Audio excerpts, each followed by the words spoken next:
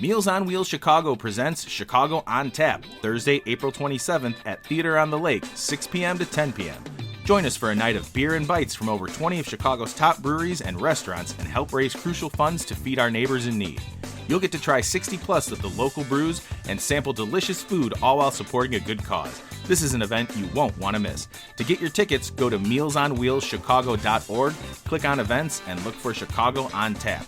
And if you'd like to save $15 on your ticket with a promo code, be sure to email us at info@themaltinghour.com and put Chicago on Tap in the subject, and we'll send you the promo code. Cheers and hope to see you there.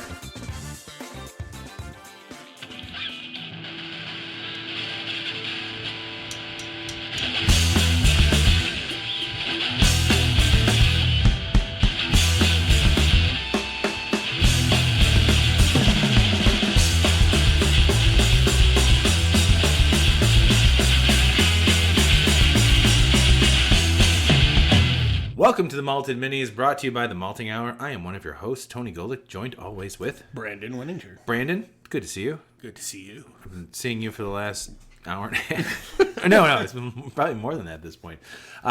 We're teetering on the point of an after the final pour at this point. But Brandon, what are we drinking tonight? We are drinking Goose Island's Very Chill Cold IPA. I believe it's a newer beer for them. Oh yeah, I have not seen this except for like the last couple weeks being in stores. Yeah. So the whole idea of the cold IPA, it's like it's hoppy lager basically, from my understanding. If I can, I'm trying to think of other cold IPAs I've had. The cold IPA idea is, to me, one of the best IPA quote unquote ideas that has ever been created. I say that because there have been some other IPA. I mean, hazy IPAs are great. Double IPAs are great. Double dry hopped IPAs, triple dry hop. I've had a fucking quadruple dry hop IPA, which is actually very good. But this to me is, I like the idea of a cold IPA, which is just to me like an IPL, an India Pale Lager type deal. But it's not super hoppy. My idea of a cold IPA, from what I remember of some cold IPAs that I've had, it's more. I think it's meant to be more. And I'm just right now. I'm talking out of just my ass and experience of what I've seen and had. Is that it's sweet like an IPA, not malty. I'm sorry, sweet like a lager. You know, sweetness of a lager, but not super malty like an IPA. But there's that fruity hoppiness. You expect a fruitiness from certain lagers, and then a fruity hoppiness as well. So that's where I feel like a cold IPA comes from.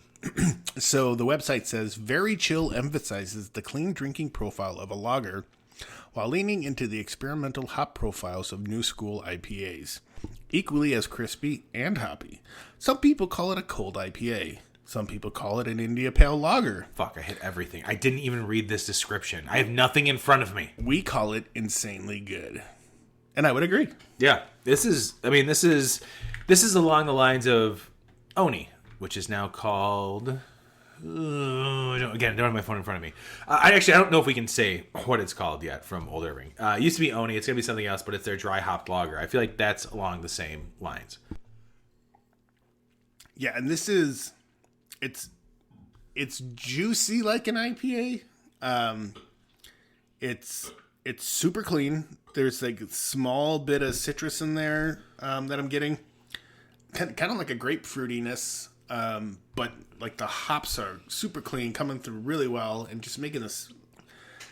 Dude, it's clear, like really, really good. Pouring. I mean, holding up to the light, you can see the bottom of the head on the glass, or in the glass. I should say. And I mean, again, for the world of people that want to take a shit on Goose Island for selling out or whatever. Go ahead.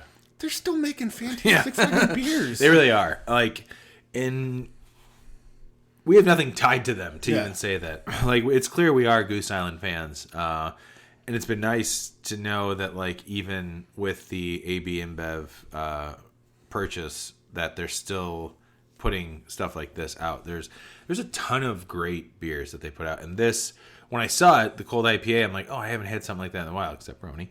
Which I don't even know. Like, I'd have to ask Matthew if, like, do they consider that? Does Old Irving consider Oni like a cold IPA, or is it just a dry hop lager? Well, I mean, it's called a dry hop lager. So. Right, but I'm saying, like, oh yeah, like the whole idea, like, is it along that like an IPL type deal? I don't know. I don't get. This to me leans more towards like what Oni does, which is like it's a nice lager. There's a subtle bitterness. It's actually this has less bitterness than Oni. This would have been really good on the spring episode too. That would have fit really well. 100%. This might have been my favorite beer if we had to, like we sat together and did it. Yep. It would be neck and neck with Oni and this. And actually, the blonde ale from Midwest Coast was pretty solid. Actually, all those fucking beers are really good that we had. But this is great. It doesn't say what hops on the description, right? It does not. They said new school hops, so I'm wondering if they're leaning more towards like New Zealand hops that give you more of that like fruity, stone fruit, juicy type of flavor and aromas. I do get a nice like citrusy, almost juiciness from it, but it's crisp, it's clean, it's refreshing, it's dangerously drinkable because it's at 7.2%. Yes, like that's insane. That is insane to me. That drinks like a pale ale. I'm sorry, that drinks like an IPA, like what an IPA ABV is supposed to be. But it doesn't come across like an IPA. It comes across like a lager. 100%. This is really good. Yeah, that's insane. And again, like... I'm so happy I have more of these at home. Shout out to the people at Goose that just continue to kill it and crush it with, like, these great beers. You know, the other thing about Goose, too, that I will say, like, last year we had gotten invited to, like, the release of... the media release. They were talking about the beer hugs and stuff like that, yeah. We got to try a couple of other different things, which were fantastic. But the founder of Goose Island was there, and he was talking about the beers. Like he knows what's going on at Goose Island. And when people talk about selling out, like isn't the American dream? Here's Brandon's rant. Like the American dream is to start a business, to grow your business to where it's envied by enough people to where they want to offer you a lot of money to buy your business. So not cut you off real quick. So not even that, but you're making a business that you're successful at it, where you don't have to worry about anything else, whether it be you're still running it or you are selling it off. But you're like, you've done what you wanted to do. You've put out this product, that people want. The great part is that with Goose Island, putting out a great product, being acquired, and then still being a part of the day in, day out. Easily have just walked away. Yeah. Easily have just walked away. And so many founders have. Like, they retire and, like, they sell their breweries, they retire, and, like, they take their money and they go live in Barbados or something. Like, I mean, cheers to them if they want to do that. That's cool. Yeah, but the fact that, like, we're 15 years now past the acquisition or something like that, and John Hall is still at these little like events, just showing face, hang out with him and talk with him, and like he like cared about what we wanted to say. Like that to me speaks volumes about a brewery. And you know, say what you want, like it's just super impressive, and that's the kind of experience that we want when we go to breweries, whether it's big beer owned by big beer or not. Like, I would want that kind of experience. I'd want people to be invested in, like the owners or the staff, the bartenders, to be invested in what we say. Not because we're special, but we're customers. And like, hey, we want to have a conversation and we want to talk about stuff. Like, care about it. And the fact that he still does blows my mind. Yeah, and you think about all the events that we've gone to, or just like, even this last year, the 2022, of all the Bourbon County that came out, that was just readily available. It was the first time, which to me, I loved it. I love the fact that I could go out to my local Jewel grocery store, and that morning of, I was like, I got to get there when they open up. I was there like an hour later, and I bought my allotment, and I was able to just do it right there and then. I'm like, oh shit, cool. The Jewel by me finally has everything. This is amazing. And then it was there, and this isn't a negative thing because it's not there anymore. Mm-hmm. We're in April now, so November, December, January, February, March, 5 months, so almost half year. There were certain variants that sold out. And there were other variants that sat there. Plus, there's regular Bourbon County because there's so much of it made.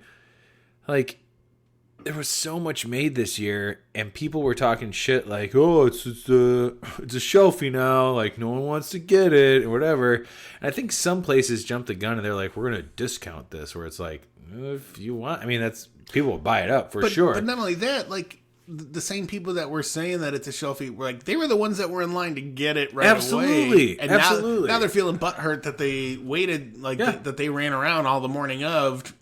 When you probably could have hit one spot and been done with it. And you weren't butthurt. You won the lottery. And then I told you that morning. I was like, oh, yeah, I went and got it. And you're like, oh, cool.